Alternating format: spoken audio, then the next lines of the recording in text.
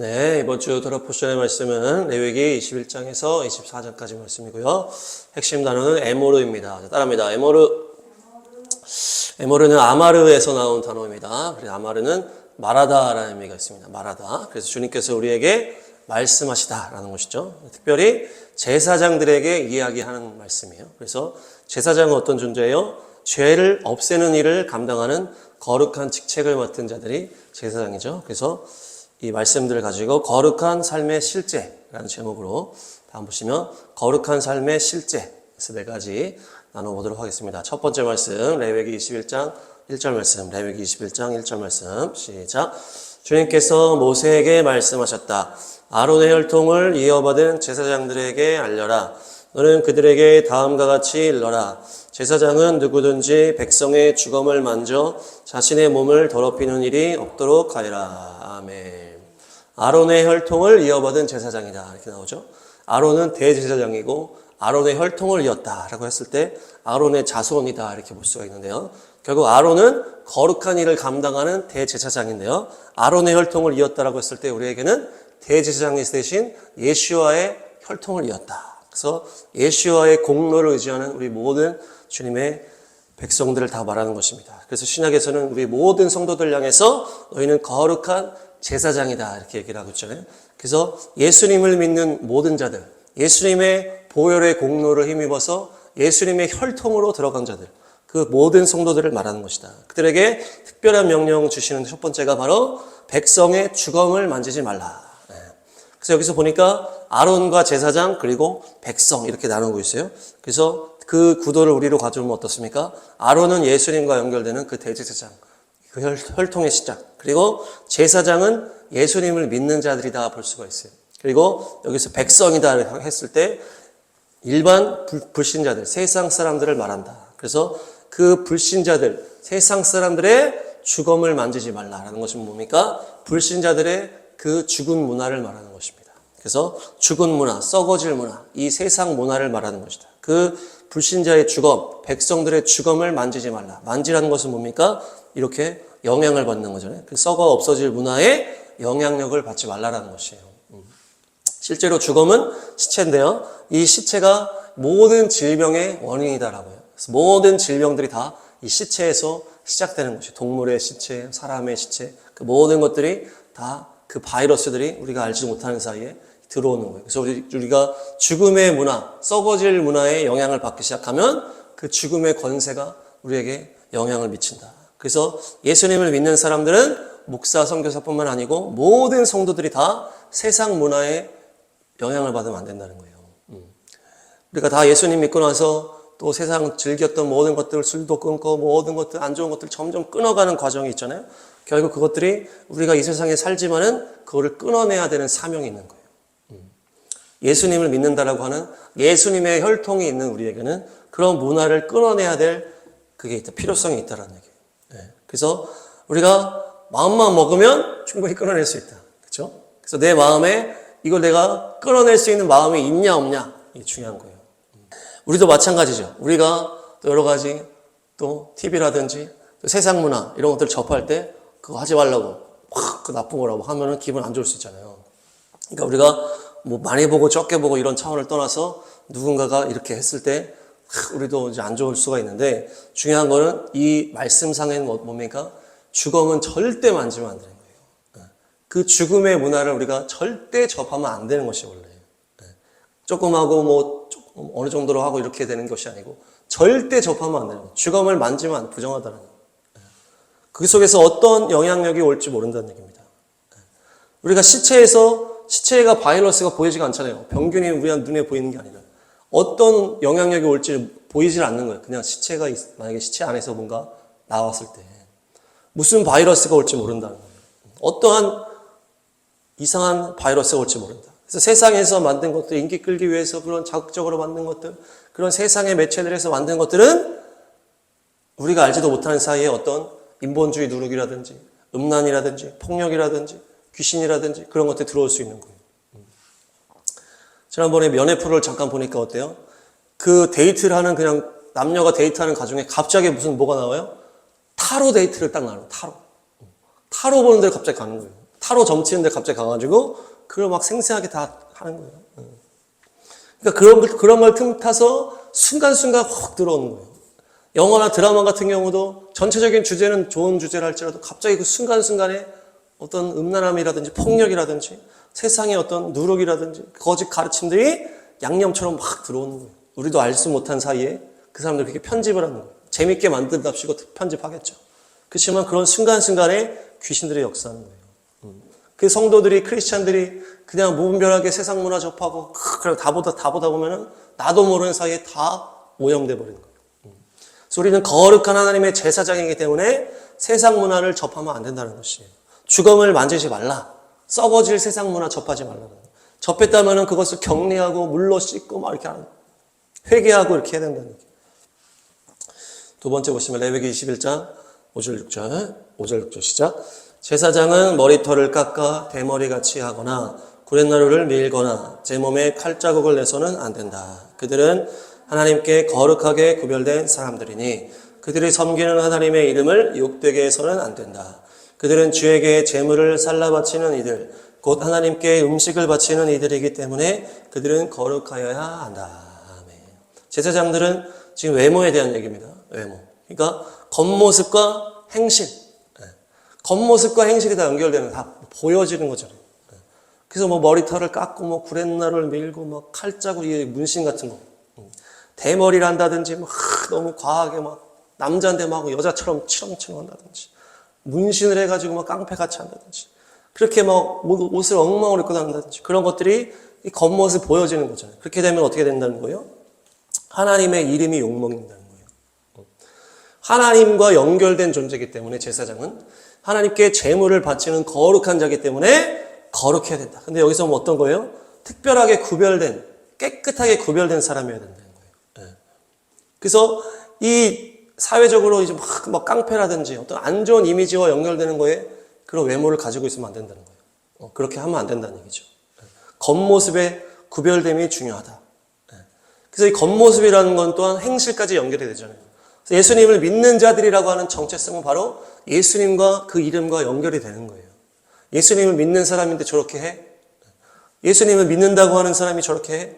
목사가 저렇게 해? 집사가 저렇게 해? 장로가 저렇게 해? 이렇게 되는 거예요. 다 연결되는 거예요. 믿는 자들의 이 삶 때문에 하나님의 이름이 욕먹게 되는 거예요. 그래서 우리는 욕을 하면 안 되고 거짓말도 하면 안 되고 싸워도 안 되고 양보해야 되고 이렇게 해야 되는 거예요. 도둑질하거나 비리를 저지르거나 사기치면 안 되는 거예요. 우리는 바로 예수님과 연결된 존재이기 때문에 그것을 사탄이 틈타버린다. 야, 내가 저거 예수님 믿는다 하더니 하는 꼴하지 마라. 매스컴이 다 난리를 치잖아요. 목사님들 넘어질 때마다 매스컴이 다 난리를 치고 우리가 유명인이 아닐지라도 우리가 잘못하는 것들을 다 우리 주변에서 다 소문내버리는 거예요. 입에서 입으로 개인 매스컴으로 다 소문내버려요. 그렇게 되면 다 그냥 다 영향을 받는 거예요.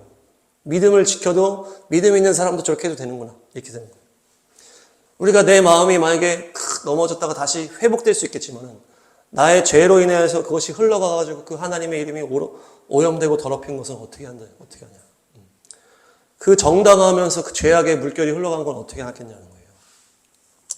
다윗의 삶이 그랬잖아요. 그렇게 믿음의 삶을 다윗이 살아왔어요. 정말 강력한 믿음으로 이렇게 싸웠지만은 순간적인 그 정욕에 넘어졌잖아요. 그러면서 간음에 넘어지고 살인 교사까지 가는 거예요. 충성스러운 자기의 장군 우리야 장군까지 결국 죽여버리는 데까지 가버리는 거예요. 시작은 정욕에서 시작했잖아요. 작은 거에서 시작했지만 점점점 커져버렸다. 그래서 나단 선지자를 보내서 하나님이 팍 지적을 하니까 다윗이 순간에 그냥 엎드려서 회개를 하면서 내 죄라고 이렇게 하면서 지옥은 면한 거예요. 지옥은 면했지만은 그 다윗이 이미 흘려버린 게 있다는 거예요. 그래서 나단 선지자 이렇게 말씀합니다. 말씀을 전합니다. 사마 12장 4절 시작. 그러나 임금님은 이번 일로 주님의 원수들에게 우리를 비방할 빌미를 주셨으므로 밧세바와 임금님 사이에서 태어난 아들은 죽을 것입니다. 아멘. 이번 일로 주님의 원수들에게 우리를 비방할 빌미를 줬다는 거예요.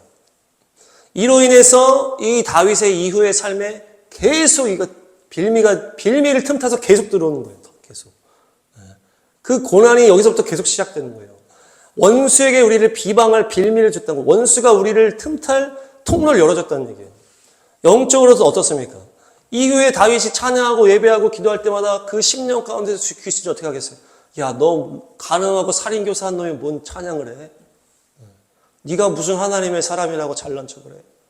그 안에서 계속 원수가 어떻게 하는 거예요? 참소하는 거예요. 그러면 자기가 이미 저지른 일이니까 또 찔려가지고 그게 담대함이 없어지잖아요. 주님 앞에 자유함이 없어지잖아요. 뭐만 하려고 하면은 가능하고 살인한 너가 무슨 예배와 찬양을 드려. 네가 무슨 하나님을 사랑해. 너는 자격도 없어. 계속 그 마음에서 계속 올라오는 거예요. 원수마귀가 계속 틈타는 거예요. 그러니까 이 엄청난 이 죄악에 넘어진 이후에는 계속 다윗이 얼마나 어려웠겠어요. 그 신앙생활. 그 이후에 하나님과의 관계가. 그리고 그 나단 선지자의 그 예언대로 어떻게 됩니까? 이 다윗의 그 이후부터 이제 피해 역사가 막 시작되는 거예요. 그러면서 이 아들이 반역을 하잖아요. 압살롬이라고 하는 아들이 뭐 어떤 여러 가지 상황을 통해서 갑자기 이제 반역을 하게 되는 거예요. 그러면서 반역을 했더니 이제 사람들이 이제 붙는데 이 다윗을 배신하고 압살롬한테 붙었던 아주 뛰어난 모사가 있어요. 모사 중에 한 명이 아히도벨인데요. 아히도벨이 어떤 인물이냐 한번 보겠습니다. 사무엘하 11장 3절, 2절. 시작. 다윗은 신하를 보내서 그 여인이 누구인지 알아보게 하였다. 다녀온 신하가 그 여인은 엘리암의 딸로서 햇사람 우리아의 아내 바세바라고 하였다. 23장 34절 시작. 마아가 사람의 손자로 아하스베의 아들 엘리벨렉과 길로 사람 아히도벨의 아들 엘리암과. 아멘. 이 두 말씀을 보면 어떻습니까? 아히도벨의 아들이 엘리암이고 엘리암의 딸이 바세바라는 거예요. 그러니까 아히도벨이 바세바, 다윗이 범해버린 그 여인, 우리아의 아내, 이 여인의 할아버지라는 거예요. 할아버지. 그러니까 다윗이 범해버린 그 여인이 아히도벨의 손녀예요. 손녀. 다윗 왕이 자기 손녀를 건드린 거예요. 그러니까 그 마음에 얼마나 그 상처와 그 분노가 있었겠어요. 그러니까 이후의 삶에 이 압살롬이 반역을 일으키자마자 그 아들 편에 붙어버린 거예요. 다윗이 싫으니까. 그러면서 이 아히도벨이 막 모사란 말이에요. 막 그 계략들을 막 짜내는 아주 막 지혜롭다고 하는 그 사람인데, 그러면서 압살롬한테 뭘 얘기를 하는 거예요? 다윗의 후궁들을 네가 다 범해버려라. 그 만천하가 볼 수 있도록 옥상 가가지고 다윗의 후궁들을 다 범해버려라. 이 계략을 아히도벨이 알려준 거예요. 아히도벨이. 그러니까 완전히 압살롬과 다윗이 이제 갈라섰다라는 것을, 또한 이 압살롬이 강력하게 나간다는 것을 만천하에 공개할 뿐만 아니라 이 얼마나 음란한 행위입니까? 그러면서 이것들을 왜 계략을 이렇게 알려줬을까요? 자기 손녀를 범해버린 다윗이 싫어서 그런 거예요. 우리가 정치판 보면 어떻습니까? 그들의 작은 옛날의 실수, 옛날에 했던 잘못들이 가장 중요할 때 폭로되잖아요. 가장 중요할 때 발목을 잡는 거예요. 옛날에 대충 넘어갔던 거, 대수롭지 않게 했던 말들, 그런 것들이 갑자기 가장 중요할 때 다 드러나는 거죠. 그러면서 자기 발목을 다 잡는 거예요. 다윗도 지금 똑같았어요. 그 과거에 그 자기 정욕에 넘어져서 간음하고 살인교사했던 그 모든 죄악이 돌아 이 중요한 시점에 나타나는 거예요. 그러면서 이 아히도벨이 이 반대편에 붙어버리고, 물론 다윗이 그 순간에 겸손하게 회개하고 주님 앞에 다시 돌아가서 용서받았지만 그 심령 안에서 자꾸 마귀가 틈타는 거예요. 그 이후에도 심령 안에서도, 그리고 그 삶에서도 그 죄악의 열매들이 이 아히도벨을 통해서 뒤통수를 치는 것입니다. 그러니까 우리는 우리의 행실이 거룩해져야 돼요. 거룩해져야 된다. 우리의 외모나 옷차림 또한 거룩해져야 돼요. 완전 구별되어서 특별한 정말 주님의 사람과 같은 그런 외모가 있어야 되고 우리의 삶이 있어야 된다. 우리는 예수님 믿기 시작할 때부터 예수님과 함께 가는 운명이다. 내가 잘못하면 바로 예수님의 이름이 추락하는 거예요. 그 얼마나 막중한 책임입니까? 우리 말에도 책임이 있고 우리 행동에도 책임이 있고 우리의 선택에도 책임이 있는 것입니다. 중요한 것은 죄를 멀리하라. 또한 세상의 문화를 멀리하고 우리의 외모와 행동을 거룩하게 해야 될 줄로 믿습니다. 세 번째 거룩의 실제는 바로 긍휼한 마음입니다. 말씀 보겠습니다. 레위기 22장 27, 28 두 절 시작. 소나 양이나 염소가 태어나면 이래 동안은 그 어미 품에 그대로 두어야 한다. 여덟째 되는 날부터는 그것을 제물로 삼아 나 주에게 살라 바칠 수 있다. 나 주도 그것을 즐거이 받을 것이다. 28절. 그 어미가 암소거나 암양이거나 간에 너희는 그 어미와 새끼를 같은 날에 죽여서는 안 된다. 아멘. 재물에 대한 말씀을 이렇게 주시다가 이제 새끼를 낳았을 때에는 이 7일 동안은 새끼가 그 어미의 품 안에 있도록 해라 하는 것이에요. 이것이 바로 하나님의 이 세세한 그 세심한 긍휼함에 대한 말씀이라는 거예요. 그래서 어미와 새끼가 7일 동안 같이 있게 해라. 그 어떤 모성애와 그것을 누릴 수 있게 하라는 거예요. 그리고 또 그 엄마와 자녀를 한 번에 죽이지 말라. 어떤 이것이 하나님의 인간적이면서 부드러운 긍휼의 마음의 표출이라는 거예요. 여기서 7일을 누리게 해라. 이 7이라는 것은 완전수를 의미하는 거예요. 동물들이 느끼는 어떤 감정적인 그 한계가 이 7일에 이제 포함이 되어 있는 거겠죠. 그래서 어미와 새끼의 그 유대감을 7일 동안 누리게 해주는 거예요. 그래서 하나님은 이렇게 인자와 자비가 무궁하시다, 영원하시다. 그래서 하나님은 사람을 쓸 때도 어떻게 쓰시는 거예요? 그 사람을 은혜로 충만하게 채워주고 나서 쓰시는 거예요.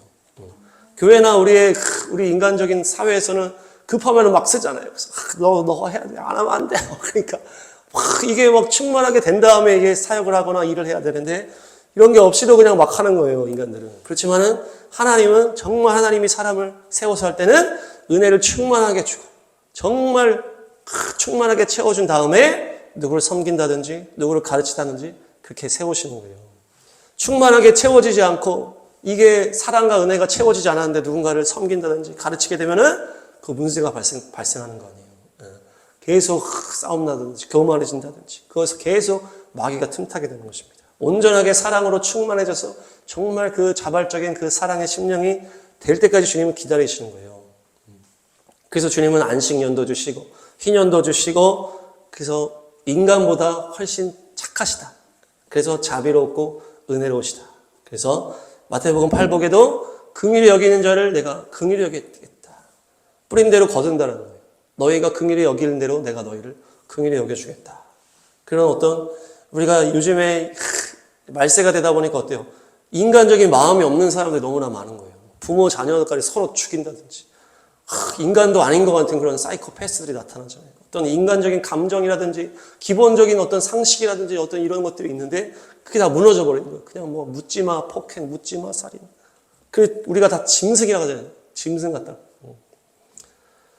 이런 세상에 너무나 그런 사람들이 많아지는 거예요. 그게 뭡니까? 하나님의 그 자비하심이 끊어져 버리는 거예요. 그러니까 하나님의 영과 단절되니까 마귀에게 자꾸 사로잡히니까 마귀는 그것도 없잖아요. 양심도 없잖아요. 마귀는 그냥 죽이고 파멸시키는 게 그러니까 마귀에게 사로잡히고 귀신에게 사로잡히는 자들이 점점 많아지니까 계속 죄가 말도 안 되는 죄들이 이 매정하고 악한 일들이 계속 일어나는 것입니다. 또한 우리가 하나님의 사랑으로 또 부모 안에서 또 자녀 안에서 이렇게 긍휼한 사랑을 받고 이렇게 커야 되는데 그런 게 점점 사회적으로도 없어지는 것이 또 열매로 나타나기도 하는 거죠. 우리가 하나님의 자녀라면은 그 하나님의 그 자비하심을 우리가 충분히 먹을 수 있다는 거예요. 그래서 충분히 먹고 누군가에게도 흘려보낼 수 있는 그런 자비한 자들이 될 줄 믿습니다. 그래서 하나님께서는 우리를 자발성을 가지고 쓰신다. 우리가 토라포션 보다 보면 계속 주님은 자발적인 것을 좋아하신다. 자발적인 것들. 이사야 6장 보겠습니다. 이사야가 사명받을 때 7절 8절 시작. 그것을 나의 입에 대며 말하였다. 이것이 너의 입술에 닿았으니 너의 악은 사라지고 너의 죄는 사해졌다. 그때 나는 주님께서 말씀하시는 음성을 들었다. 내가 누구를 보낼까? 누가 우리를 대신하여 갈 것인가? 내가 아뢰었다. 제가 여기에 있습니다. 저를 보내어 주십시오. 아멘. 이사야가 주님께 사명받는 장면이에요. 근데 먼저 단계가 뭡니까? 이사야가 용서를 받잖아요. 죄를 깨닫잖아요. 내 이렇게 악한 내 입술을. 근데 주님께서 용서해 주시면서 싹 죄를 걷어가 주시고 죄를 용서해 주시고 은혜를 팍 주시니까 이사야가 너무나 은혜 받은 상태에서 갑자기 주님이 너 가라 하는 게 아니고 뭐라는 거예요? 누가 갈까? 주님이 얘기하시는 거예요. 누가 갈 것인가? 우리를 위해서. 은혜를 막 주신 다음에 누가 갈 것인가? 이렇게 하니까 이사야가 제가 가겠습니다 하는 거잖아요. 자발적으로 고백을 하는 거잖아요. 그것이 하나님의 마음인 것입니다. 하나님은 억지로 우리를 그렇게 하지 않으시는 거예요. 하나님도 그렇게 하기 싫어하셔. 억지로 하면 나중에 다 탈이 나니까. 그래서 또 옛날에도 다 은혜 받게 한 다음에 앞으로 나오세요 하는 건 똑같은 거죠. 이사야 똑같이 은혜 받고 용서 받고 이렇게 있을 때 누가 갈까? 제가 가겠습니다 하는 것입니다. 누가복음에서도 예수님께서 이 초림하실 때 기도의 용사를 사용한 내용이 나옵니다. 누가복음 2장 36, 37. 시작. 아셀 지파에 속하는 바누엘의 딸로 안나라는 예언자가 있었는데 나이가 많았다. 그는 처녀 시절을 끝내고 7해를 남편과 함께 살고 37. 과부가 되어서 84살이 되도록 성전을 떠나지 않고 밤낮으로 금식과 기도를 하나님을 섬겨왔다. 아멘. 안나라고 하는 예언자를 주님께서 택하셨는데 예수님이 이 땅에 오셔야 되는데 기도할 자가 필요하잖아요. 기도하고 예수님이 오실 길 예비해야 되는데 주님이 찾는 거예요. 그러다가 누구를 찾지? 너무나 귀한 기도의 용사를 찾아가지고 이제 주님이 사명을 주시는데 어떻게 하는 거예요? 먼저 7해를 남편과 살게 하신다. 아까 너무 비슷하죠. 7일 동안 그 어미 새끼 같이 있게 해라. 여기도 7년 동안 부부생활을 하게 하는 거예요. 남편과 같이 살게 되는 거예요. 그러면서 그 남편과의 가정 안에서의 그 부부 안에서의 그 누린 것들을 충분히 누리는 거예요. 7 완전수. 물론 7년도 부족하다 느낄 수도 있겠지만 주님께서 완전하게 누리게 하셨다는 얘기입니다. 그렇게 해서 그 이후에는 과부가 된 거예요. 남편이 죽었든지 이렇게 되는 거예요. 그래서 그 이후부터는 기도에 헌신하게 하신 거예요. 84살이 될 때까지. 얼마나 하셨는지. 하여튼 50년, 60년을 예수님이 오실 길을 예비하는 기도의 용사로 사용하시는데 중요한 건 뭡니까? 7년 동안 먼저 남편과 사랑을 충분히 누리게 해서 은혜를 채우신 다음에 기도의 용사로 쓰시는 것이에요. 네. 이 7이라는 숫자가 완전한 수예요. 그래서 그렇게 주님은 자비하십니다. 그래서 우리도 주님을 닮아 자비로워야 돼요. 그래서 어미와 새끼를 한 번에 죽이지 말라. 어떤 선이 있다는 얘기죠. 동물들에게도 그런 것들을 주님께서 지켜주실 정도로 주님은 창조주이시며 자비하신 분이시다. 그래서 우리가 어떤 일을 할 때, 사람을 대할 때 긍휼한 마음을 가지고 해야 된다. 너무 냉정하게 차갑게 그렇게 하는 건 하나님 뜻이 아니에요. 우리가 죄를 끊는 건 차갑게 해야 되죠. 죄를 끊는 거는 냉정하고 차갑게. 안 돼! 이렇게 해야 되겠지만은 또 관계적인 거라든지 또 도움을 줘야 되는 상황이 이럴 때는 냉혈한이 되면 안 되는 냉혈한이 되면 주님의 긍휼하심이 있어야 됩니다. 아버지의 긍휼하심. 긍휼히 여기는 자는 긍휼히 여기신다. 그래서 비판하지 말라. 비판하면 네가 비판을 받는다. 긍휼히 여기는 자를 내가 긍휼히 여기겠다. 네가 용서하지 않으면 나도 용서하지 않겠다. 이게 다 거기잖아요. 인간이 다 거기서 거기라는 거예요. 그래서 겸손하게 주님 앞에 사랑으로 섬겨라. 다 도토리 키재기죠. 그래서 거룩하게 긍휼한 마음이 입혀주시길 바랍니다. 네 번째 거룩의 실제 21절 시작. 누구든지 서약한 것을 갚으려 하거나 자유로운 뜻으로 재물을 바치려고 하여 소떼나 양떼에서 재물을 골라 나 주에게 화목 제물을 바칠 때에는 나 주가 즐거이 받도록 흠이 없는 것으로 골라서 바쳐야 한다. 제물로 바칠 짐승에 어떤 흠도 있어서는 안 된다. 아멘. 제사를 드릴 때 제물을 바치는데 어떻게 하라는 거예요? 제물을 어차피 죽일 거니까 아무거나 바치지 말라는 거예요. 근데 이것이 계속 길어지니까 나중에 말라기에서는 그렇게 했다는 거거든요. 어차피 죽일 거니까 쓸데없는 거를 죽이는 거예요. 흠이 있거나 절거나 병이 있거나 안 좋은 거를 바치는 거예요. 그렇지만 처음부터 주님이 말씀하셨어요. 흠이 없는 것으로 바쳐라. 다리 저는 거, 눈 없는 거, 네가 쓸 수 없는 거, 쓸 일 없기 때문에 바치지 말고 할 수 있는 대로 최선을 다하라는 말씀이에요. 거룩의 실제 네 번째는 할 수 있는 한 최선을 다하라. 대단합니다. 할 수 있는 한 최선을 다하자. 재물이 무리가 되면 어떻게 하라는 거예요? 소가 너무 무리냐? 그럼 양으로 바쳐라. 양도 무리냐? 그럼 비둘기로 바쳐라. 비둘기는 그래도 너무 이제 구할 수 있는 거니까. 그러니까 그렇게 할 수 내가 이렇게 해줄 수 있지만은 막 바치지 말라는 거예요. 흠이 있는 거를 바치지 말라는 거예요. 그러니까 내가 너의 재정 내가 다 이렇게 양보해서 비둘기까지 괜찮아. 근데 병든 거나 잘못된 거를 바치지 마라. 니네가 할 수 있는 상황에서는 니네가 할 수 있는 최선을 다해야 되지 않겠냐. 하나님께서는 우리의 마음과 생각과 모든 상황을 다 보고 계시잖아요. 사람들은, 외부 사람들은 서로 오해할 수가 있고 이게 얘가 어떤 마음인지 거칠애를 하는 건지 다 모르지만은 하나님은 오해가 없으셔요. 하나님 모든 상황을 보시고 모든 마음과 형편을 다 보시기 때문에 먼저는 우리의 연약함과 우리의 또 약점을 다 아시잖아요. 내가 어떤 힘든 상황인지 어떠한 이런 상황인지를 다 아실 뿐만 아니라 내가 또 얼마나 또 이렇게 함부로 하는지도 그 영역도 아시는 거예요. 우리의 연약함도 아시지만 우리가 함부로 하는 것도 그걸 보신단 말입니다. 그러니까 우리가 내가 할 수 있는 상황에서는 최선을 다해야 되겠다. 그래서 네가 얘가 지금 제대로 하는 건지 그냥 대충대충 하는지 습관으로만 하는지 아니면 사람 눈치 보면서 하는지 그거를 정확하게 아신다는 거예요. 얘가 뭔가를 바라면서 하는지. 그런 마음을 다 보시기 때문에 그렇게 하지 말고 흠 없는 거를 바쳐라.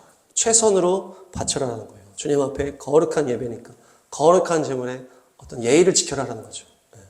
그래서 내가 주님께 뭔가를 드릴 때 예배하고 기도하고 찬양하고 경배하고 또 구제하고 봉사하고 할 때에 어떤 마음으로 하는지를 주님이 보신다. 그래서 흠 없는 거를 드리지 말고 최선으로 바쳐라. 오늘의 예배가 마지막 예배인 것처럼 예배해라. 그런 얘기가 옛날에 많아 있었는데 오늘의 예배가 마지막 예배인 것처럼 주님을 예배하자. 이런 얘기가 있었거든요. 그것이 바로 종말론적인 신앙일 뿐만 아니라 최선의 예배다. 그래서 재산을 다 팔으라는 것이 아니고 그 상황에서 그 마음에서 그 속에서 최선과 진심으로 하자. 그래서 일터에서도 마찬가지. 우리 삶의 현장에서도 주님께서 말씀을 주셨어요. 에베소서 6장 5, 6, 7. 에베소서 6장 5, 6, 7. 시작. 종으로 있느니 여러분 두려움과 떨림과 성실한 마음으로 육신의 주인에게 순종하십시오. 그리스도께 하듯이 해야 합니다. 사람을 기쁘게 하는 자들처럼 눈가림으로 하지 말고 그리스도의 종답게 진심으로 하나님의 뜻을 실천하십시오. 여기서 종과 주인이 나오잖아요. 이것이 뭡니까? 지금으로 따지면 일하는 또 사장과 직원의 입장인 거예요. 그 당시 종과 주인은 지금의 사장님과 그 직원의 입장이다. 그러니까 뭐라 합니까? 두려움과 떨림으로 성실함으로 일해라. 주님께 하듯이 일해라는 거예요. 눈가림으로 하지 말라. 진심으로 하라. 주님께 하듯이 기쁨으로 섬기라. 그것이 바로 거룩한 삶이라는 거예요. 일을 할 때도. 교회에서 섬길 뿐만 아니라 내 사회적인 그 직장 생활에서도 주님께 하듯이 온전하게 섬기라는 거예요. 그 사장을 주님 섬기듯이 섬기라는 거예요. 그것이 바로 우리의 삶의 최선이요, 또 예배를 향한 최선이요, 나의 삶의 최선인 것입니다. 그것이 바로 거룩한 삶의 실제라는 것이요. 정리하겠습니다. 제사장에게 주님께서 말하셨다, 말씀하셨다는 거예요. 제사장은 거룩한 그 제사를 감당하는 우리의 모든 하나님의 성도들, 예수님의 그 거룩한 혈통을 받은 예수님 믿는 모든 성도들을 말하는데 그들에게 실제 4가지. 첫 번째는 주검을 만지지 말라. 불신자들의 문화, 썩어질 문화, 세상 문화를 접하지 말라. 그 문화 안에서 어떤 노력과 어떤 것들이 틈탈지 모르기 때문에 주검에 대해서 철저하게 차단하라. 두 번째는 겉모습과 행실을 지켜라. 거룩하게, 온전하게 이렇게 지켜라. 그렇지 않으면 마귀가 공격할 빌미를 준다는 거예요. 너희의 외모와 행실을 통해서 마귀가 틈타지 못하게 해라. 그 너희의 모든 것들은 너희가 믿는 예수님과 함께 가는 것이다. 예수님의 이름의 영광과 너희의 외모와 너희의 삶이 같이 가는 운명이다. 세 번째는 긍휼한 마음이다. 새끼는 7일 동안 그 품 안에 있게 해라. 그것이 바로 하나님의 자비하심이다. 자비하심. 인간적인 또 긍휼한 마음이 우리 안에 있어야 된다. 죄에 대해서는 단호해야 되지만 하나님과의 관계 속에, 인간과의 관계 속에서 우리가 섬길 때 모든 상황에서 긍휼히 여기는 자를 긍휼히 여겨주신다. 네 번째는 할 수 있는 한 최선을 다하자. 그래서 흠 없는 재물을 바쳐라. 재정이 어려우면 비둘기를 바칠지라도 흠 있는 것으로 바치지 말고 막 바치지 말고 그 재단을 거룩하게 해라. 거룩하게. 그래서 너희가 할 수 있는 그 상황에서는 최선을 다하라. 그것이 모든 것을 주님께서 다 보시기 때문에. 이것이 제사장들에게 주신 거룩의 실제 4가지 말씀입니다. 우리가 모두가 왕 같은 제사장이고 우리 아버지께서 거룩하시기 때문에 우리도 거룩해야 될 줄로 믿습니다. 이 4가지 실제를 실천하시고 거룩으로 승리하시기를 축복합니다.